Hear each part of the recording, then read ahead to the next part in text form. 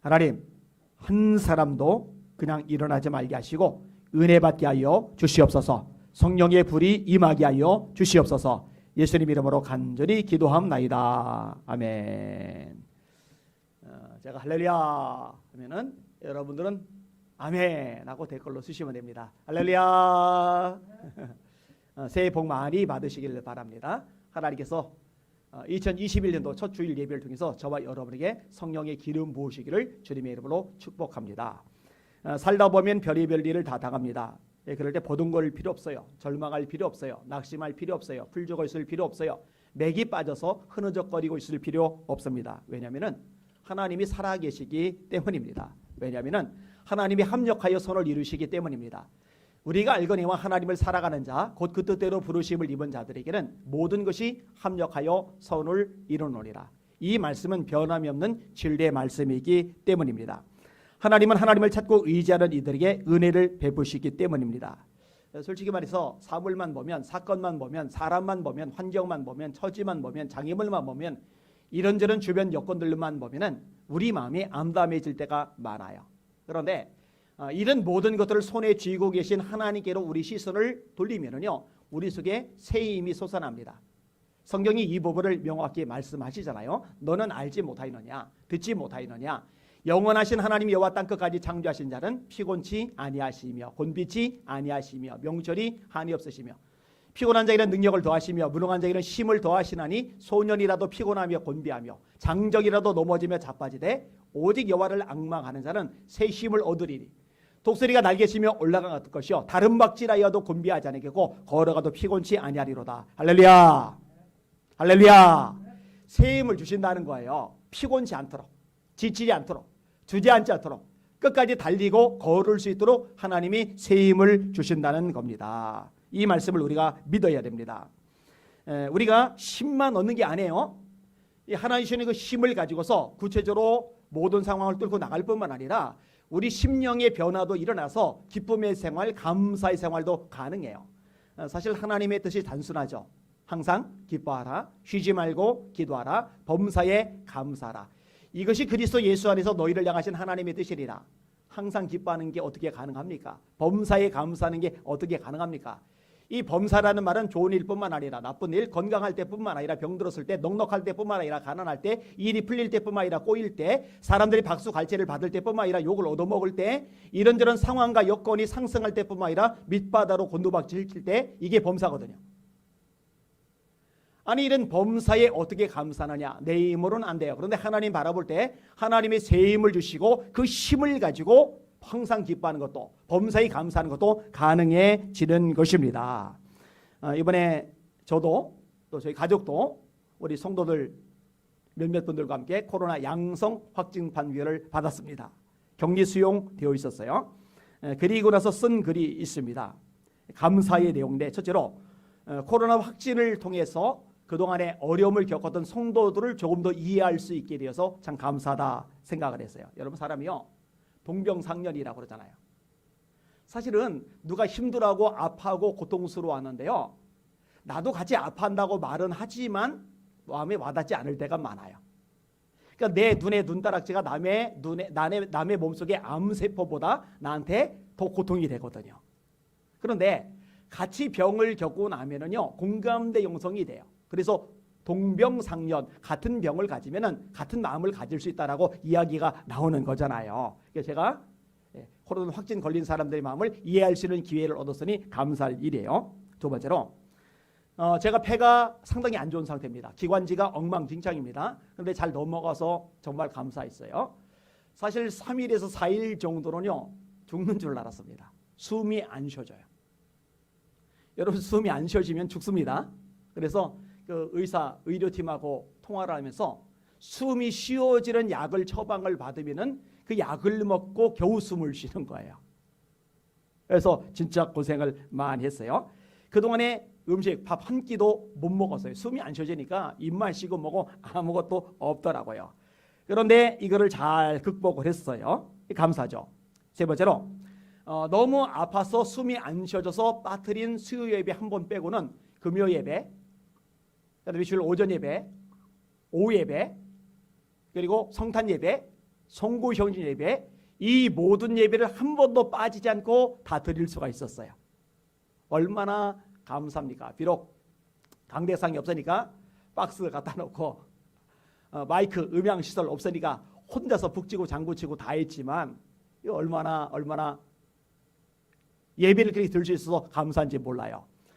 저희 교회가 오늘도 이제 강제 폐쇄 기간이기 때문에 사실은 뭐 이렇게 예배 세트가 제대로 돼 있지는 않아요. 그래도 지금 이게 강대상 앞에서 설교할 수 있는 것만해도 이게 대단한 거예요, 그죠? 박스 앞에서 설교해 보니까 이렇게 하는 것도 참 감사한 일이더라고요. 좀 큰 아들이 찬양 인도하고 작은 아들이 PPT하고 아내가 키보드 반주하고, 그때는 그게 없잖아요. PPT가 어디 있고 반주가 어디 있고 싱어가 어디 있어요? 그래도 다 드렸어요. 감사해요. 네 번째로 예배를 드리는 와중에 한 번도 방해를 받지 않았습니다. 제 옆방에 효빈이가 있었는데요. 얘 목소리가 들려요. 제 목소리가 들려요. 이게 붙어 있단 말이에요. 그죠? 그러니까 제가 통성기도를 하자고 해놓고는 크게 못해요. 조용조용해요. 찬송을 부른다고 해놓고 제가 목소리가 크잖아요. 근데 찬송도 자제를 해서 조용조용하게 찬양을 불러요. 그런데 이제 절제가 안 되는 게 있어요. 설교. 일단 설교는 제가 들어가고 나면 그다음부터는 보이는 게 없어요. 흥분이 되면 이제 은혜가 막 임하면 이 목소리가 막 커지는 거예요.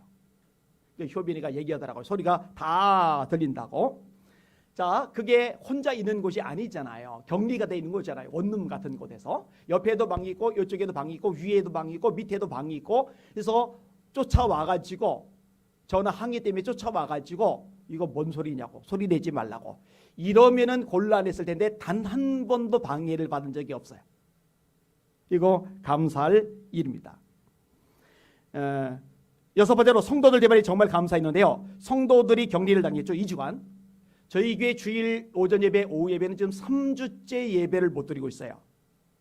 그럼에도 불구하고 성도들이 요동하지 않아요. 든든하게 서 있어요. 막 흔들리고 시험에 들고 분란에 빠지고 막 툴툴거리고 원망하고 짜증내고 이런 목소리들이 들렸다면 제가 그 광경을 보면서 가슴앓이를 했을 거예요. 얼마나 속이 상했겠어요. 얼마나 눈물이 났겠어요. 그런데 서로 격려하고 지지해주고 기도해주고 든든하게 있는 모습. 제가 친구 목사님들하고 전화 통화를 했는데, 와, 너네 교회 성도들은 진짜 대단하다 이 얘기를 많이 들었어요. 너희 교회 성도들이니까, 예수 믿은 성결교회 성도들이니까 저렇게 영향을 안 받고 든든히 서 있는 거지 하고 얘기해 주는데 정말 감사한 마음이 들었습니다. 일곱 번째로 관심 가지고 기도해 주는 분들이 정말 많았어요. 마치 자신들이 겪은 일인 양 전화해주고 문자 보내주고 카톡 보내주고 격리 마치고 왔더니만 뭐 이 폐에 좋다며 고추대차 그 맛 되게 없더라고요. 그런데 고추대차도 잔뜩 갖다 주고, 목사님은 혼자가 아닙니다. 전국에서 기도하는 우리들이 있습니다. 이런 식의 메시지들이 얼마나 많았는지 몰라요. 와, 정말 감사하구나. 정말 감사하구나. 여덟 번째로 예수님을 더 많이 사랑하게 돼서 감사했습니다. 이번에 찬양을 많이 들었어요. 또 기도하는 시간을 정말 많이 가졌어요. 그렇죠. 제가 돌아다닐 일이 없잖아요. 사람 만날 일이 없잖아요. 집회조차도 없잖아요. 그러니까 틀어박혀서 뭐예요? 틈만 나면은 앉아서 기도를 하는 거예요. 근데 그렇게 기도를 하면서 어떤 현상이 생겼냐면요, 제 눈에서 눈물이 더 많아져 버린 거예요. 속상해서 힘들어서 짜증나서 형편이 너무 초라하고 한심하고 열악해서 눈물이 난 게 아니라요, 주님의 은혜가 너무너무 고마운 거예요. 특히 은혜로다 이런 찬양 들을 때마다요 그냥 가슴이 울컥하고 막 눈물이 핑 돌고 진짜 눈물이 줄줄줄 나고 막 그래요. 어제보다 오늘보다 내일 예수님을 더 많이 사랑하게 되는 것, 이게 최고죠. 최고. 예수님을 생명 다해 사랑할 수 있는 것, 이게 최고죠. 최고. 그런데 이번 격리 기간 동안에 주님을 사랑하는 마음이 제 안에서 더 커지는 것을 제가 느끼면서 얼마나 감사했겠습니까? 아홉 번째로 집에 들어왔어요. 침대에 누웠는데 세상에 이렇게 아늑하고 편안한 우리 안방 침대인 줄은 몰랐어요. 와, 너무 좋은 거 있죠. 너무 좋은 거 있죠. 그냥 가만히 있기만 해도 좋아요. 그러니까 이게 일상 속에서 별일이 없이 그냥 하루하루를 살아가는 게 진짜 감사한 일이구나. 자기 집에서, 자기 화장실에서, 자기 안방에서, 자기 침대에서 자기 이불 덮고 자기 베개 베고 자는 거, 이거 뭐 늘상 1년 365일 쭉쭉쭉 이어지는 일이지만 그 자체도 굉장히 감사한 거구나, 이 생각이 들었어요. 열번째로, 하나님께서 어려움의 시기일 수 있는 이 시간 동안 오히려 축복의 약속들을 저에게 주셨어요. 기도하는 중에 감동받은 것들이 있어요. 그래서 제가 설교 중에 나누기도 했어요. 그게 기대가 돼요. 설레요. 야, 2021년도에 또 하나님이 어떤 일을 행하실까? 그동안에 제가 겪어본 바로는 힘들고 어려운 이 터널의 과정을 돌파한 다음에는 반드시 하나님이 기적과 역사를 보게 하셨는데, 이번에는 또 어떤 것들을 보게 하실까? 설레는 마음으로 2021년도를 시작하게 된 거예요. 솔직히 말해서 대한민국 상황이 좋지는 않죠. 이런저런 것 바라볼 때 깝깝하고 깜깜하죠. 근데 역시 하나님의 말씀을 붙잡아야죠. 일어나라, 빛을 발하라. 이는 네 빛이 이르렀고 여호와의 영광이 네 위에 임하였음이리라. 보라, 어둠이 땅을 덮을 것이며 캄캄함이 만민을 가리려니와 여호와께서 네 위에 임하실 것이며 그의 영광이 네 위에 나타나리니 나라들은 네 빛으로 왕들은 비치는 네 광명으로 나오리라. 세상이 깜깜하다고 절망할 필요가 없는 게, 깜깜할수록 빛은 그 존재 가치를 더 분명하게 드러내니까요. 그리고 내 능력, 내 노력은 안 되지만 하나님의 영광이 임할 때 이런 삶이 가능하니까요. 그러니까 이때 어떤 일을 또 행하실까 기대가 되는 거예요. 사랑하는 여러분, 코리노19 양성 판결 이 일뿐이겠습니까? 교회 폐쇄 이 일뿐이겠습니까? 삶의 모든 영역이 다 마찬가지입니다. 어떤 상황이든 어떤 처지든 하나님만 바라봅시다. 할렐루야, 할렐루야. 하나님만 바라봅시다. 혹시 지금 너무 힘든 처지와 형편입니까? 하나님께서 회복하게 해주심을 믿고 기대하시는 여러분들 되시기를 예수님의 이름으로 축원합니다. 오늘 설교 제목입니다. 하나님께서 회복하게 해주심을 끝까지 믿자. 하나님께서 회복하게 해주심을 끝까지 믿자. 믿다가 나가 떨어지는 게 아니라 끝까지 믿어야 돼. 끝까지. 자, 오늘 본문 내용을 좀 살펴볼게요. 다윗이요, 하나님만 바라보고 말씀을 사모하고 기도를 사모하고 찬양을 사모하고 하나님을 의지하던 다윗이요, 나라가 안정을 찾고 난 다음에 유혹에 넘어가 버렸어요. 밧세바라는 아름다운 여성에게 성적 유혹을 당했고 여기에 넘어가 버린 거예요. 하나님의 사람이 가장 조심해야 될 것, 이 유혹이란 부분이죠. 사실 유혹에 넘어가면 손실이 커요. 손실이 꽤 커요. 여러분, 하와가 뱀의 유혹에 넘어가죠. 선악과 먹지 말라 하셨어요. 창세기 2장 17절, 동산 중앙에 있는 선악을 알게 한 나무의 실과는 먹지 말라. 먹으면 반드시 죽으리라. 뱀이 말합니다. 안 죽어. 먹어. 너 먹으면 네 눈이 밝아져. 하나님처럼 될 거야. 어차피 우리는 세상에서 양자택일을 해야 돼요. 하나님의 말씀을 선택할 것인지 세상의 소리를 선택할 것인지, 하나님의 말씀을 선택할 것인지 마귀의 속삭임을 선택할 것인지. 하나님은 먹으면 반드시 죽으리라. 마귀는 아니야, 먹으면 네 눈이 밝아져. 하와는 안타깝게도 하나님의 말씀이 아니라 뱀의 말을 선택을 합니다. 따서 먹어요. 남편에게 줘요. 그도 먹은지라. 이 일 때문에 고통이 임합니다. 죽음이 찾아와요. 땀이 흘러야 먹고 살게 됩니다. 여자는 잉태하는 고통이 크게 더해집니다. 에덴 동산에서 쫓겨납니다. 두루 도는 화영검을 두사 생명나무의 길을 지키게 하시리라. 생명나무가 금지가 됩니다. 이 유혹에 넘어가서 생긴 손해예요. 여러분, 게하시가 돈의 유혹에 넘어갔죠. 나아만이 엘리사를 통해서 나병, 문둥병에서 고침을 받았어요. 근데 나아만이 갖다 주는 그 어마어마한 금은 보화를 엘리사 선생님이 거절하는 거예요. 이걸 보더니 선생님께서 저렇게 하실 때는 이유가 있으시겠지. 나는 제자니까 따라가야지. 이러면 정말 좋았을 텐데. 엘리사가 엘리야 뒤를 따라다니다가 위대한 선지자가 되었잖아요. 엘리사 뒤를 따라다니던 게하시가 엘리사 따라다니다가 위대한 선지자가 될 수 있는 찬스를 자기는 받은 거잖아요. 근데 거기에 집중을 하지 않고 돈에 관심이 너무 많은 거예요. 그래서 나만 쫓아가서 받아낸 거예요. 장막 밑에 숨겨놓은 거예요. 그 덕분에 나만에게 붙었던 나병, 문둥병이 게하시기로 옮겨 붙습니다. 불쌍하죠? 여러분, 성경 읽어보세요. 엘리야의 제자였던 엘리사는 놀랍게 쓰임받았는데 엘리사의 제자였던 이 게하시는 성경에서 쓰임받는 내용이 한 번도 나타나지를 않아요. 유혹에 넘어가서 그래요. 발람도 마찬가지입니다. 하나님께서 말씀하세요. 이스라엘 백성을 저주하지 마. 그들은 내게 복을 받은 자들이야. 근데 모압 왕 발락이 더 높은 신하들에게 더 많은 금은보와 더 높은 자리를 제시하는 거예요. 와서 한 번만 저주해주면 이거 다 준다니까. 그러니까 여기에 넘어가요. 안 돼. 더 높은 신하 와도 안 되고 더 많은 금은보가 줘도 안 되고 더 높은 자리 줘도 안 돼. 하나님은 이미 말씀하셨어. 이 말씀을 내가 붙잡고 순종할 수밖에 없어. 돌아가 해야 되는데 하나님을 바꿔보려고 내가 한 번 더 기도해 볼게. 결국은 자리 못 올라갑니다. 금은보와 못 얻습니다. 그리고 이스라엘 백성들에 의해서 죽임을 당하고 맙니다. 아주 불행한 선지자가 돼요. 그게 발람입니다. 이게 유혹에 진 손해입니다. 예수님은 유혹을 이기셨죠. 여러분들 유혹을 이기실 수 있기를 주님의 이름으로 축원합니다. 이전의 증거는 어쩔 수 없고 앞으로 만나는 유혹을 이기시기를 주의 이름으로 축원합니다. 자, 다윗이 유혹에 넘어갔어요. 바세바를 데려와서 음란죄, 간음죄 7계명을 범했어요. 그리고 이 죄를 회개를 하는 게 아니라 은폐를 하려고 이 바세바의 남편 우리아를 전쟁터 최전방에 내보내도록 요압 총사령관에게 지시를 내린 거예요. 밀봉된 편지에다가. 다윗이 그런 치졸한 짓을 했어요. 요압은 권력지향적인 인물이거든요.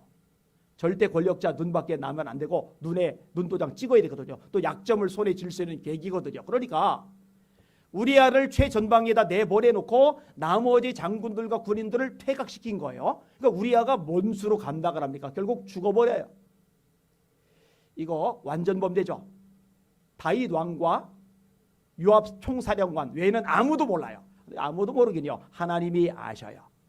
나단 선지자를 보내서 책망을 하십니다. 엄청난 심판이 다윗에게 임하는 거예요. 자, 책망을 한 장면을 제가 좀 읽어드릴게요. 여호와께서 나단을 다윗에게 보내시니 그가 다윗에게 가서 그에게 이르되 한 성읍에 두 사람이 있는데 한 사람은 부하고 한 사람은 가난하니 그 부한 사람은 양과 소가 심이 많으나 가난한 사람은 아무것도 없고 자기가 사서 기르는 작은 암양 새끼 한 마리 뿌리라. 그 암양 새끼는 그와 그의 자식과 함께 자라며 그가 먹는 것을 먹으며 그의 잔으로 마시며 그의 품으로 누움으로 그에게는 딸처럼 되었거늘 어느 행인이 그 부자에게 오매 부자가 자기에게 온 행인을 위하여 자기의 양과 소를 아껴 잡지 아니하고 가난한 사람의 양 새끼를 빼앗아다가 자기에게 온 사람을 위하여 잡았나이다. 엄청난 부자가 자기 양 소 아까워서 딸처럼 양을 키우는 가난한 집 그 양을 뺏어서 잡아 손님을 대접했다. 이게 공정하지 않은 일이 발생을 한 거죠. 이 이야기를 듣고 다윗이 노발대발합니다. 내가 통치하는 내 나라에 이런 짓을 저지르는 놈이 있어? 어떤 놈이야? 그럼 죽을 놈이야. 나단이 말합니다. 당신이 그 사람이에요. 당신이. 그때 다윗이요 화를 내질 않아요. 이 나단을 제거하지를 않아요. 하나님의 말씀임을 깨닫는 순간에 꼬꾸라집니다. 사무엘하 12장 13절 다윗이 나단에게 이르되 내가 여호와께 범죄하였노라. 그리고 눈물로 회개합니다. 처절하게 회개를 합니다. 그 회개의 내용이 시편 51편입니다. 일부만 인용해 드릴게요. 하나님이여 주의 인자를 따라 내게 은혜를 베푸시며 주의 많은 긍휼을 따라 내 죄악을 지워주소서. 나의 죄악을 맑게 씻으시며 나의 죄를 깨끗이 제하소서. 무릇 나는 내 죄가를 아오니 내 죄가 항상 내 앞에 있나이다. 주의 얼굴을 내 죄에서 돌이키시고 내 모든 죄악을 지워주소서. 하나님이여 내 속에 정한 마음을 창조하시고 정직한 영을 새롭게 하소서. 나를 주 앞에서 쫓아내지 마시고 주의 성령을 내게서 거두지 마소서. 주의 구원의 즐거움을 내게 회복시켜 주시고 자원하는 심령을 주사 나를 붙드소서. 하나님이여 울부짖으며 회개하는 다윗에게 기회를 주세요. 여러분 말씀을 기억하세요. 하나님께서 찾으시는 제사는 상한 심령이라. 주께서 통회하는 심령을 멸시치 아니하시리라. 죄 때문에 하나님께 버림을 받는 게 아니라 죄를 회개하지 않기 때문에 버림을 받는 거예요. 죄 때문에 지옥에 떨어지는 게 아니라 죄를 회개하지 않기 때문에 지옥에 떨어지는 거예요. 회개하는 자에게 하나님이 기회를 주세요. 단 죄값, 이 죄에 대한 징계 부분은 하나님께서 짚고 넘어가셔요. 실제로 다윗에게 이 죄로 말미암아서 어려움이 닥칩니다. 첫 번째 어려움은 뭐냐? 다윗과 바세바 사이에 태어난 아들이 죽어요. 다윗이 이것 때문에 굉장히 가슴 아래를 많이 합니다.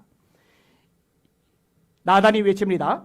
이 일로 말미암아 여호와의 원수가 크게 비방할 거리를 얻게 하였으니 당신이 낳은 아이가 반드시 죽으리이다. 이 나단 참 대단한 사람이에요. 아무리 하나님의 말씀이라 해도 그러지 왕 앞에서 당신 아들 죽을 거야. 당신 아들 반드시 죽을 거야. 이런 얘기를 감히 어떻게 합니까? 근데 해야 돼요. 사실 목사님들도 마찬가지입니다. 정치 권력자들이 하나님의 말씀에서 어긋나고 죄를 짓고 교회를 탄압하고 예배를 짓밟으면은 당신 그러면 멸망한다. 하나님이 심판하신다. 반드시 다룬다. 어떻게 감히 예배를 건드리느냐? 어떻게 감히 하나님의 몸, 주님의 몸 될 교회를 건드리느냐? 이거 반드시 심판받는다. 패방한다. 말해야죠. 말하는 게 맞아요. 여러분 나단이 말한 거는 그 차원이 넘어가는 거예요. 당신이 낳은 아들이 죽을 거다. 반드시 죽을 거다. 그런 얘기를 하는 거예요. 나단이 자기 집으로 돌아가니라 우리아의 아내가 다윗에게 낳은 아이를 여호와께서 치심에 심히 앓는지라. 다윗이 그 아이를 위하여 하나님께 간구하되 다윗이 금식하고 안에 들어가 밤새도록 땅에 엎드렸으니 그 집의 늙은 자들이 그 곁에 서서 다윗을 땅에서 일으키게 하되 왕이 듣지 아니하고 그들과 더불어 먹지도 아니하더라. 이래 만에 그 아이가 죽으니라. 이게 다윗이 겪었던 큰 고통 중에 하나예요. 그 다음에 이것보다 더 큰 고통을 또 겪는데 칼로 우리아를 죽였잖아요. 무지한 피를 흘렸잖아요. 이 부분에 대한 징계가 임합니다. 나단이 외치는 겁니다. 이제 네가 나를 업신여기고 햇사람 우리아의 아내를 빼앗아 네 아내로 삼은즉 칼이 네 집에서 영원토록 떠나지 아니하리라. 제가 말씀 준비하다가 야 진짜 대단하다. 구약의 선지자, 구약의 하나님의 정도는 정말 대단하다. 말씀을 전하는데 그냥 듣기 좋은 얘기만 하는 사람들이 아니라 목숨을 걸고 말씀을 전하는구나. 왕 앞에서 감히. 지금의 대통령, 수상 따위는 비교가 되지 않을 만큼 막강한 권력을 가진 왕 앞에서 칼이 당신 집에서 영원토록 떠나지 않을 거요. 어떻게 이런 소리를 하지? 칼이 당신 집에서 영원토록 떠나지 않을 거요. 실제로 이 말대로 암논이 죽어요. 압살롬이 죽어요. 아도니아가 죽어요. 아들 셋이 죽어버려요. 집에서 피비린내 나는 끔찍한 일들이 발생을 해요. 영적인 질서가 무너지면서 엄청난 문제들이 발생을 합니다. 비극이죠. 자, 이 모든 것이 이루어진 건 좀 뒷부분이고 오늘 본문으로 돌아와서 다윗이 이제 극심한 고통을 실제적으로 겪게 되는데 그걸 좀 다루려고 합니다. 다윗의 아들 중에 압살롬은 잘났어요. 인물이 정말 잘생겼어요. 리더십도 탁월합니다. 야심도 있어요. 근데 아들이 압살롬이 다윗을 향해서 반란을 계획합니다. 이 반란이 얼마나 치밀하게 이루어지느냐? 4년 동안 꾸준하게 이어져요. 그 내용을 읽어드릴게요. 그 후에 압살롬이 자기를 위하여 병거와 말들을 준비하고 호위병 50명을 그 앞에 세우니라. 압살롬이 일찍 일어나 성문 길 곁에 서서 어떤 사람이든지 아침에 일찍 일어나, 낮에 간 게 아니에요. 오전에 간 게 아니에요. 아침에 일찍 새벽같이 나가는 거예요. 왕궁 가는 길목 버티고 있는 거예요. 거기 서서 어떤 사람이든지 송사가 있어 왕에게 재판을 청하러 올 때에 그 사람을 불러 이르되 너는 어느 성읍 사람이냐 하니 그 사람의 대답에 종은 이스라엘 아무 지파에 속하였나이다 하면 압살롬이 그에게 이르기를 보라 네 일이 옳고 바르다.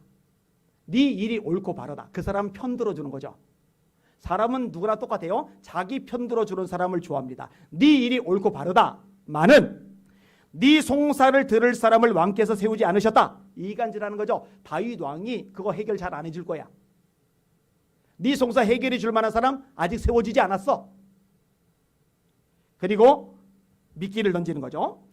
내가 이 땅에서 재판관이 되고 왕이 되면 그 얘기요. 재판관이 되고 누구든지 송사나 재판할 일이 있어 내게로 오는 자에게 내가 정의 베풀기를 원하노라. 네가 오라. 네가 올 테니까. 근데 내가 왕이 되면은 이거 공정하게 해줄게. 그러니까 네 입장에서 내가 다 해결해 줄게. 그 얘기를 하는 거예요.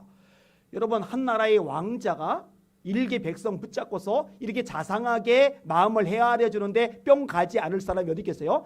그러면 이 백성이요 얼른 엎드려 절을 하려고 그래요. 사람이 가까이 와서 그에게 절하려 하면 압살롬이 손을 펴서 그 사람을 붙들고 절하려고 하는데 얼른 잡는 거예요.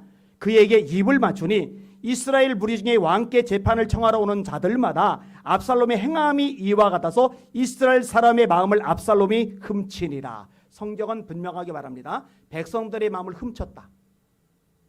이 압살롬이 제대로 생각이 바뀐 인간이라면 백성들의 마음이 왕인 다윗에게로 향하도록 해줘야죠. 다리 역할을 해야죠. 그런데 이 다리를 폭파시켜 버리는 거예요.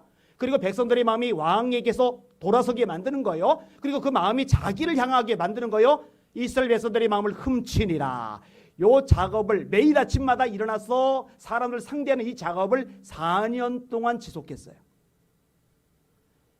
이 정도면 굉장히 무서운 사람입니다. 그러니까요, 이런 일을 겪었던 사람이 야, 나 왕궁에 가다가 왕자님 만났어. 압살롬 왕자님. 글쎄 그 왕자님 너무 인품이 훌륭하셔. 정말 공정하셔. 저분이 왕이 되면은 우리 인생이, 우리 나라가 달라질 거야. 이게 이제 입소문이 나는 거예요. 그러니까 세력이 압살롬에게로 기울어 버려요. 결국 세력이 기우니까 반란을 일으킵니다. 이에 압살롬이 정탐을 이스라엘 모든 지파 가운데 두루 보내 이르기를 너희는 나팔 소리를 듣거든 곧 말하기를 압살롬이 헤브론에서 왕이 되었다 하라. 이 압살롬이 머리가 좋아요. 여러분 다윗이 유대의 왕으로 7년간 통치합니다. 그 다음에 전 이스라엘의 왕으로 33년간 통치를 합니다. 근데 유대의 왕으로 통치할 때 유대의 왕으로 올랐던 지역이 어딘지 아세요? 거기가 헤브론입니다. 압살롬이 그 헤브론에서 자기의 왕됨을 선포를 해요. 굉장히 머리가 잘 돌아가는 인물입니다. 그때 청함을 받은 200명이 유력자들이죠. 압살롬과 함께 예루살렘으로부터 헤브론으로 내려갔으니 그들은 압살롬이 꾸민 이 모든 일을 알지 못하고 그저 따라가기만 한 사람들이라. 제사 드릴 때에 압살롬이 사람을 보내어 다윗의 모사 길로 사람 아히도벨을 그의 성읍 길로에서 청하여 온지라. 반역하는 일이 커감에 압살롬에게로 돌아오는 백성이 많아지니라. 이제는 대세가 기울었어요. 이 소식이 다윗 왕의 귀에 들어갑니다. 이제 죽게 생겼어요. 하는 수 없이 왕이 왕궁을 버리고 도망을 갑니다. 정말 말도 안 되는 일, 끔찍한 일, 비참한 일이 발생한 거예요. 전령이 다윗에게 와서 말하되 이스라엘의 인심이 다 압살롬에게로 돌아갔나이다 한지라. 다윗이 예루살렘에 함께 있는 그의 모든 신하들에게 이르되 일어나 도망하자. 일어나 도망하자. 그렇지 않으면 우리 중 한 사람도 압살롬에게서 피하지 못하리라. 빨리 가자. 두려건대 그가 우리를 급히 따라와 우리를 해하고 칼날로 성읍을 칠까 하노라. 그래서 도망가는 거예요. 이때 도망가면서 썼던 시가 시편 3편이죠. 여호와여 나의 대적이 어찌 그리 많은지요. 일어나 나를 치는 자가 많으니이다. 많은 사람이 나를 가르쳐 말하기를 그런 다윗은 하나님께 도움을 받지 못한다라이다. 저놈은 틀렸어. 끝났어. 하나님의 사랑을 못 받아. 하나님의 도움을 못 받아. 이제 저 인간은 마침표 찍은 거야. 이걸 다윗도 아는 거예요. 그걸 시로 고백한 겁니다. 여러분, 그리고 조금 전에 읽은 오늘 본문이 시작이 되는데요.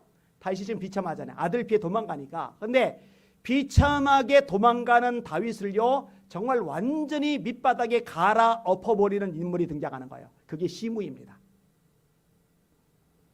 자, 5절 볼게요. 오늘 본문. 다윗 왕이 바후림의 이름에 거기서 사울의 친족 한 사람이 나오니 게라의 아들이요 이름은 시므이라. 그가 나오면서 계속하여 저주하고 또 다윗과 다윗 왕이 모든 신하들을 향하여 돌을 던지니 그때의 모든 백성과 용사들은 다 왕의 좌우에 있었더라.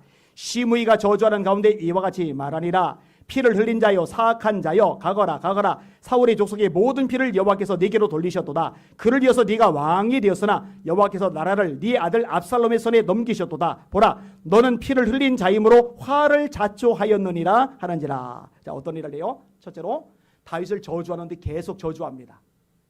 있을 수 없는 일이죠. 어디 감히 일개 백성이 왕을 저주합니까? 두 번째로 다윗과 신하들에게 돌을 집어던져요. 상상도 할 수 없는 일이죠. 간이 배 밖에 나왔지 어디 감히 일반 백성이 왕에게 돌을 집어던집니까? 세 번째로 다윗을 사악한 자라고 말합니다. 모든 사람이 듣는 앞에서 말하는 거예요. 네 번째로 화를 자초했다라고 말합니다.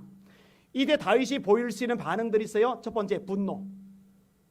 저 미친놈이, 저 정신 나간 놈이 저 하찮은 놈이 감히 왕이 나한테 돌을 집어던져 막 열이 받아서 울그락.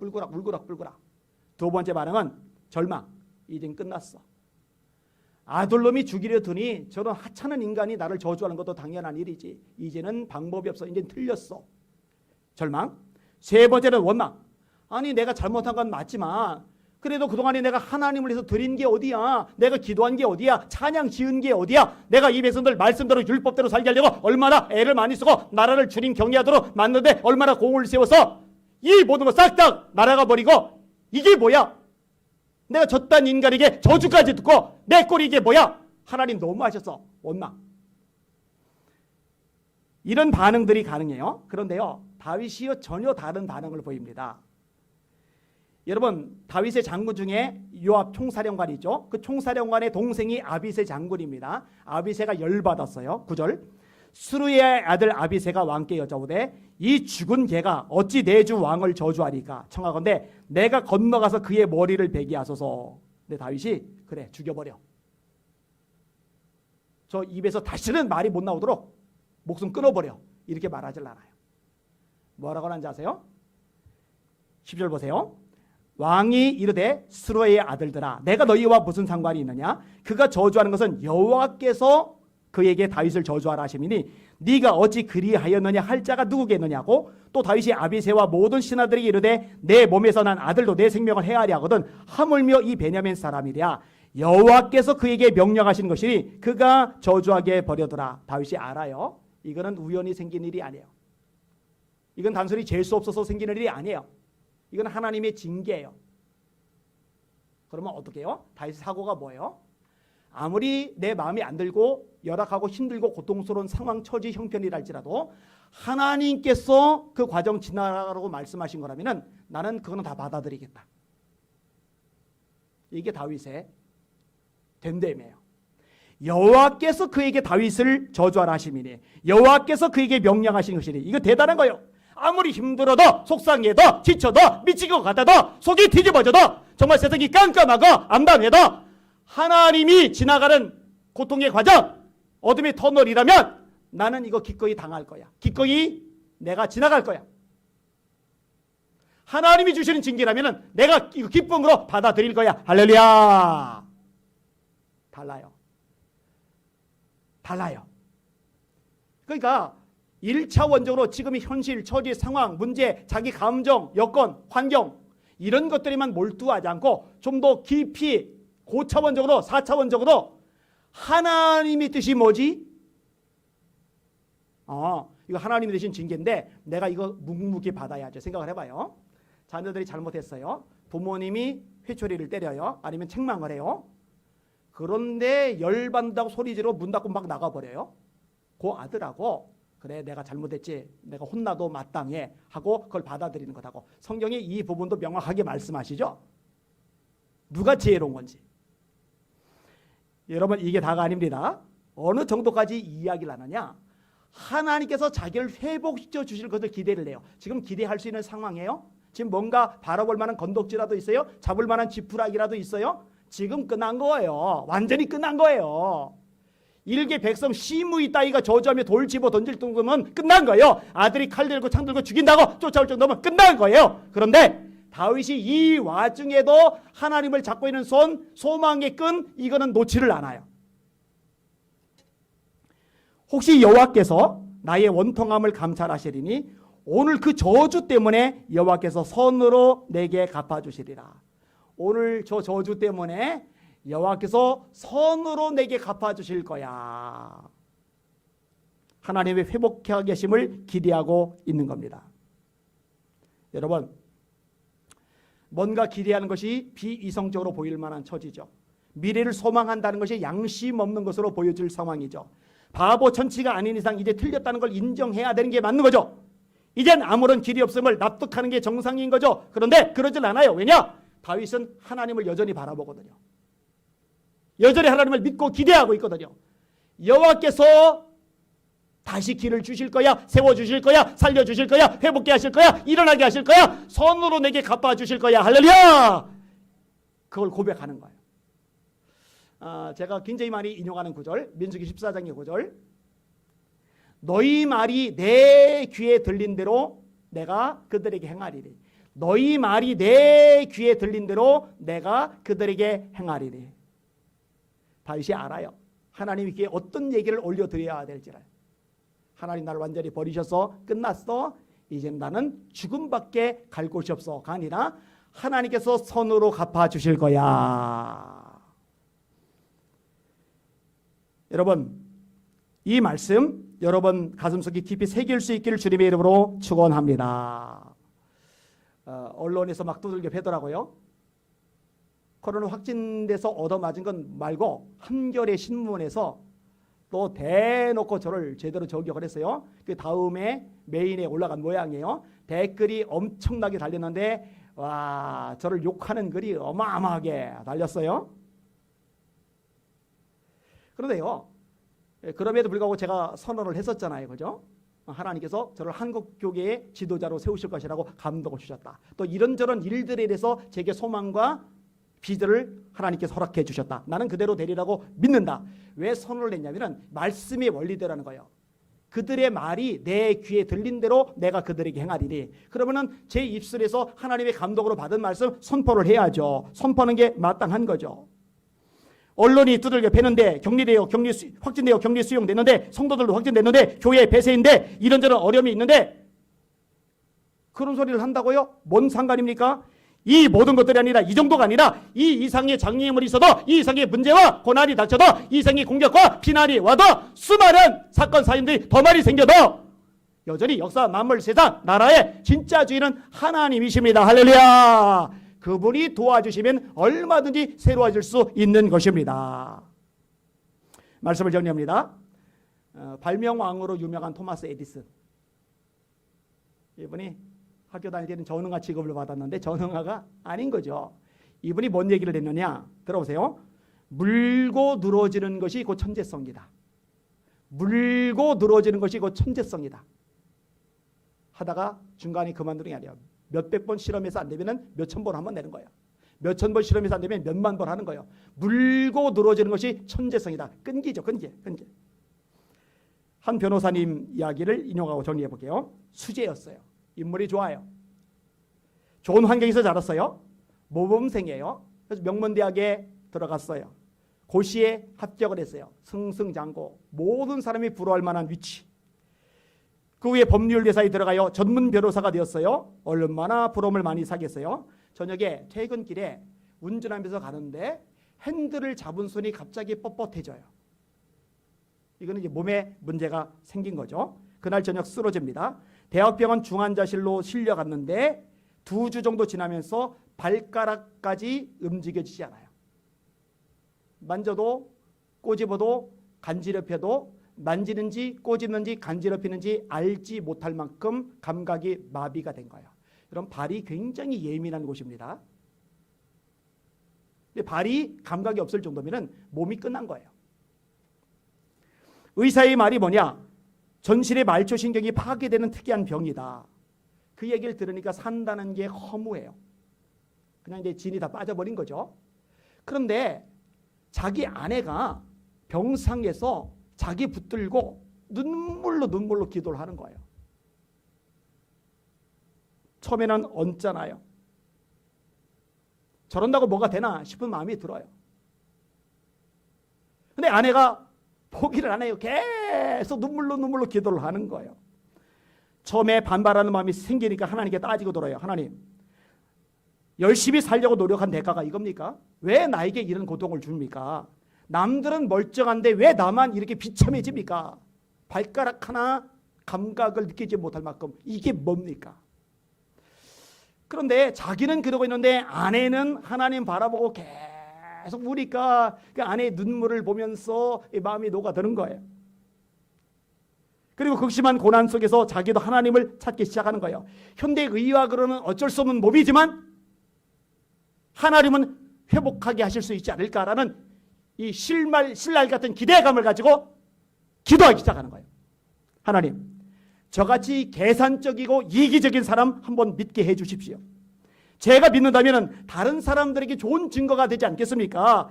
야, 저런 인간도 믿는 거 보니까 뭔가 있나 보다 이러고 할 거 아닙니까? 하나님, 그러니 제발 한 번만 살려주세요. 하나님, 제발 한 번만 살려주세요. 하나님, 제가 제대로 믿으면 많은 사람에게 좋은 영향 갈 수 있지 않습니까? 제발 한 번만 살려주세요. 의사는 손 못 쓴다는데, 현대 의술로는 안 된다는데, 아내의 감독을 받아 이제 아내와 더불어 본인도 꼼짝 못하는 몸을 가지고 그러나 영으로 마음으로 하나님 앞에 울부짖는 거예요.